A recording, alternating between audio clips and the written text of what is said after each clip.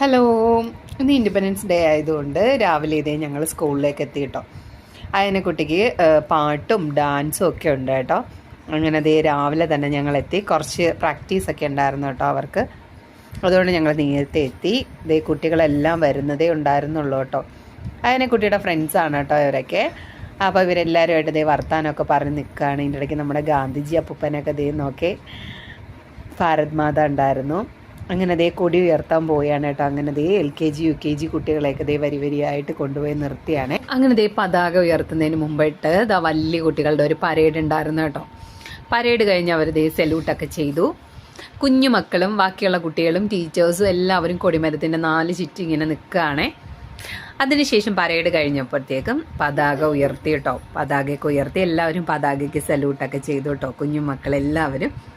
അതിനുശേഷം കുഞ്ഞുമക്കൾക്ക് എല്ലാവർക്കും മുട്ടായൊക്കെ വിതരണം ചെയ്തു. പിന്നെ നമ്മുടെ അയനക്കുട്ടിയുടെ ഒരു ഡാൻസ് ഉണ്ടായിരുന്നു കേട്ടോ.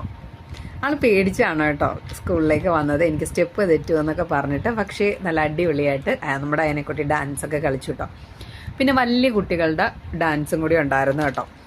അതിനുശേഷം ഫോട്ടോ എടുപ്പൊക്കെ ഉണ്ടായിരുന്നു. ഗാന്ധിജിയും ഭാരത് മാതായും പിന്നെ കുട്ടികളും എല്ലാവരും കൂടെ നിന്നിട്ടുള്ള ഒരു ഫോട്ടോ എടുപ്പൊക്കെ ഉണ്ടായിരുന്നു കേട്ടോ. അതിനുശേഷം LKG മക്കളുടെ ഒരു കുഞ്ഞ് ഡാൻസ് ഉണ്ടായിരുന്നു കേട്ടോ. നല്ല ക്യൂട്ടായിരുന്നു കേട്ടോ കാണാനായിട്ട്.